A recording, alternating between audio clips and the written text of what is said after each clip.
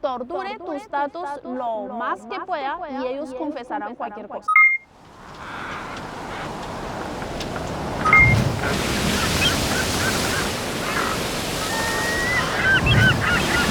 Bienvenidos a un nuevo video. En el día de hoy vamos a hablar de los famosos valores P. Si usted sigue este canal o está viendo este video, seguramente alguna vez has hecho uso de la inferencia estadística y has utilizado el valor P para tomar la decisión. Este concepto del valor P fue propuesto por el famosísimo estadístico Fisher alrededor de los años 20 y durante estos 90 años ha sido ampliamente enseñado en las universidades, en las aulas y también ha sido muy utilizado por los científicos, los investigadores. El valor P está relacionado con lo que se conoce como el juzgamiento de hipótesis o prueba de hipótesis, donde debemos tomar una decisión con base en los datos si aceptamos a la hipótesis nula o a la hipótesis alterna. Y se nos ha enseñado y seguimos enseñando que la hipótesis nula se rechaza cuando el valor P es inferior a un alfa, que se conoce como la significación estadística, y muchas veces ese valor alfa es de 5%. Es decir, hemos aprendido la estrategia de rechazar la hipótesis nula si el valor P es menor a 5%. Hay una discusión en uno de los foros de la asociación ASA, Asociación Americana de Estadística, donde se pregunta ¿por qué las universidades siguen enseñando que debe comparar el valor P con el 5%? Y la respuesta es que así lo hace la mayoría de la comunidad científica, también los editores de las revistas. ¿Y por qué estas personas lo hacen de esta forma? Y la respuesta es que porque así se los ha enseñado en las universidades. Si bien el concepto del valor P lo hemos utilizado siempre y lo hemos enseñado siempre de esta forma, durante los últimos años ha habido muchas críticas y acaloradas discusiones sobre qué tan buena es esta forma de proceder. Nada más ni nada menos que en la revista Nature, en el año 2014, la profesora Regina Nusso publicó un artículo llamado Métodos científicos, errores estadísticos. El subtítulo del artículo es que los valores P, el estándar de oro de la validez estadística, no es tan confiable como muchos científicos creen. Este artículo tiene más de 800 citaciones. En ese mismo año, en el año 2014, el profesor Andrew Gelman junto con Eric Loken escribieron un documento llamado La crisis estadística en la investigación. En este documento, los autores citaron numerosos resultados de publicación de investigaciones en el ámbito de las ciencias sociales, psicologías y en política, donde los resultados publicados con evidencia en valor P chiquitos comparado con nivel de significación alfa son de alguna forma no del todo válidas, puesto que en muchos datos existe un número muy grande de hipótesis que podrían probar. Los investigadores al parecer se empecinan en uno o dos hipótesis y encuentra el valor deseado del valor P chiquito y así publican los artículos con base solamente en ese valor. El hecho de que han decidido probar una o dos hipótesis y encontraron la significación estadística no quiere decir que sea la única hipótesis verdadera y mucho menos decir que esa es la hipótesis con mayor evidencia estadística. Más aún, se pierde la replicabilidad de los ensayos en el sentido de que cuando se quiere repetir el experimento ampliando el tamaño de la muestra, muchas veces los valores P al parecer son escurridizos porque pueden desaparecer. Así que lo que antes se probó que eran unos hallazgos significativos, en un nuevo estudio ya no lo son. Es que en muchas investigaciones todo el resultado, toda la conclusión científica que se llega recae sobre la dicotomización del valor P. Simplemente se compara con el alfa de 5% y si el valor P es más chico que alfa, entonces concluye que el grupo tratamiento tiene diferencias significativas comparado con el grupo control, o concluye que sí hay efecto significativo, o concluye que sí hay asociación significativa entre las variables, simplemente porque el valor P es más pequeño que alfa. Y la verdad es que una conclusión de este índole debe ser con base en muchas informaciones de los datos, teniendo en cuenta muchos factores,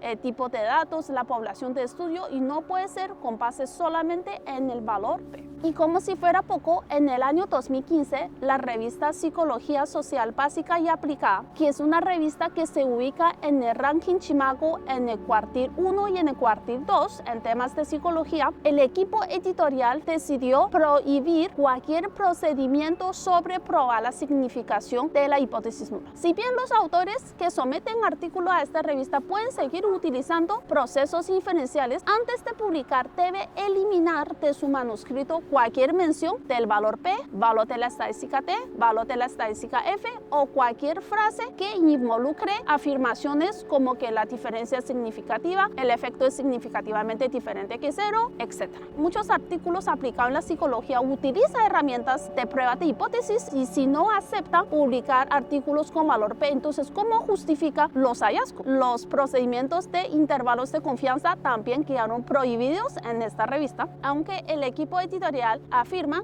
que pueden seguir utilizando procedimientos bayesianos. Dice que estos procedimientos no son ni requeridos y tampoco son prohibidos, es decir, los puede seguir utilizando. Para el equipo editorial de esta revista, ¿cuál sería el reemplazo de los procesos inferenciales estadísticos? No ofrecieron ninguna respuesta, pero sí dicen que va a requerir fuertes estadísticas descriptivas. Sí, escucharon bien. Las estadísticas descriptivas muchas veces fueron menospreciados, no les damos muchas veces la importancia que merece, pero fíjese que una de las mejores revistas de psicología prohibieron procedimientos inferenciales, pero enfatiza en utilizar mucha estadística descriptiva. Más aún, el equipo editorial afirma que el hecho de eliminar utilizar valor P y compararlo con el 5% no es indicio de que ahora van a aceptar publicaciones de artículos menos rigurosas. De hecho, ellos afirman que la barra de P menor a 5% es una barra demasiado fácil de pasar, que muchas veces sirve como excusa para publicar investigaciones muy mal hechas. Bueno, entonces, ¿cuál es la respuesta de nosotros, de los propios estadísticos? En el año 2016, la Asociación Americana de Estadística publicó una declaración sobre el uso de la significación estadística y de los valores P. Esto lo hace para mejorar la conducta y la interpretación de las investigaciones cuantitativas. Y la declaración contiene 6 números. Punto 1. Afirman que el valor P puede dar cuenta de qué tan compatibles son los datos con respecto a un modelo específico estadístico. Fíjense que no está diciendo que el valor P dice qué tan compatible o qué tan verdadera es una hipótesis nula, sino qué tan compatibles son los datos con respecto a un modelo estadístico. Porque cuando nosotros hacemos procedimientos inferenciales acerca de una hipótesis nula, aparte de esa hipótesis nula, existe toda una teoría, supuestos acerca de la distribución de los datos, de la estructura de dependencia y también de la estructura de varianza. El valor P da cuenta de qué tan compatibles son los datos con todos esos supuestos más la hipótesis nula, no solamente la hipótesis nula. Declaración número 2 de la ASA, el valor P no mide la probabilidad de que la hipótesis nula sea verdadera. Recuerda que la estadística frecuentista, los parámetros son valores fijos pero desconocidos, por lo tanto, la probabilidad de que la hipótesis nula sea verdadera en la estadística frecuentista o es 0 o es 1.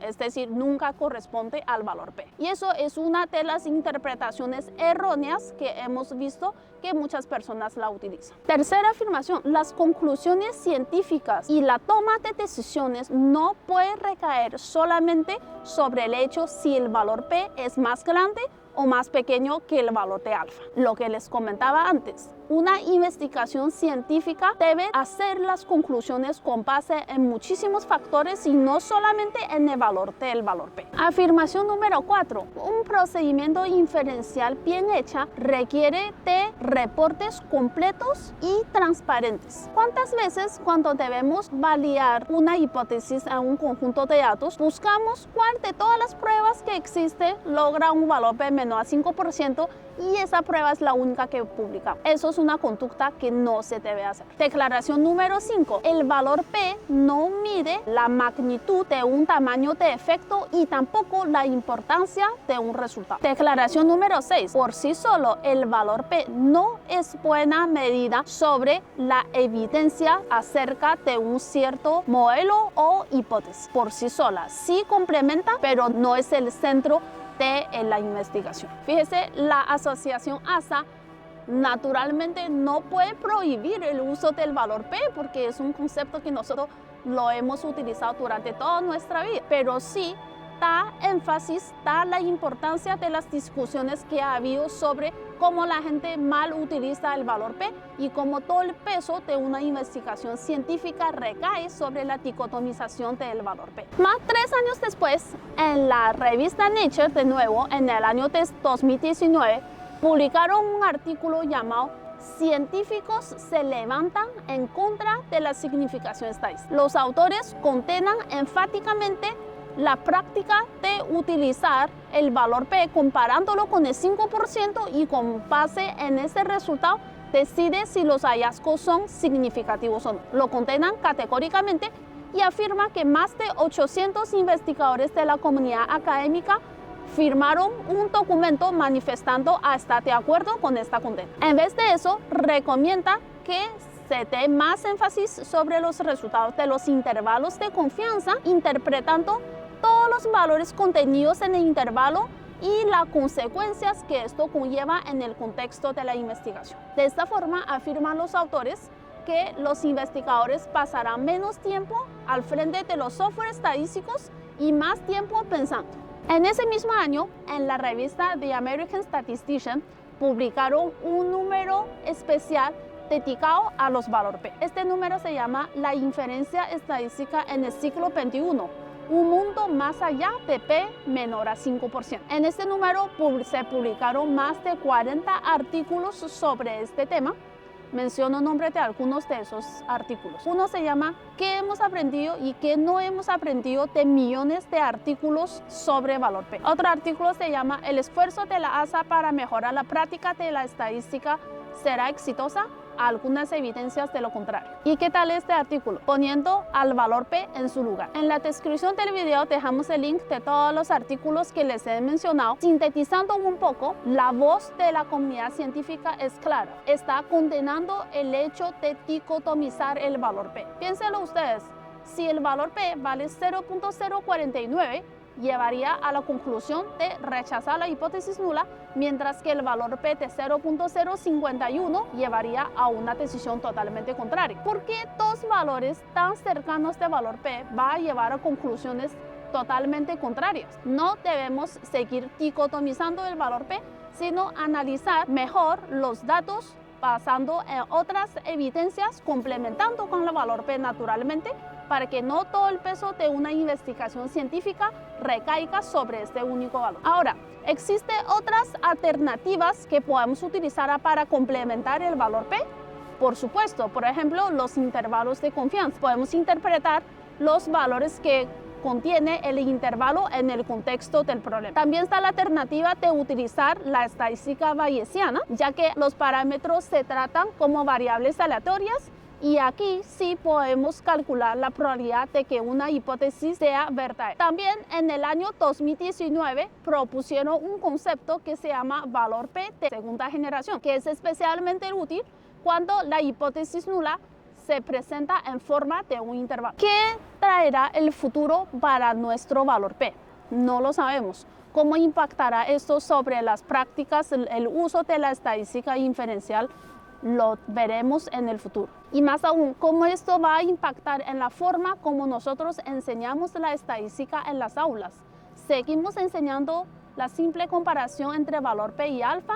¿O qué más cosas podemos enseñar, transmitir a nuestros estudiantes para incentivarlos a pensar más allá de una simple comparación del valor P con el 5%? Bueno, eso es todo por el video de hoy. Espero que les haya gustado. Si es así, les invito a que den un like al video y se suscriba si no lo ha hecho, porque seguiremos trayendo temas interesantes y discusiones de este estilo sobre la estadística y la ciencia de datos. Chao, chao.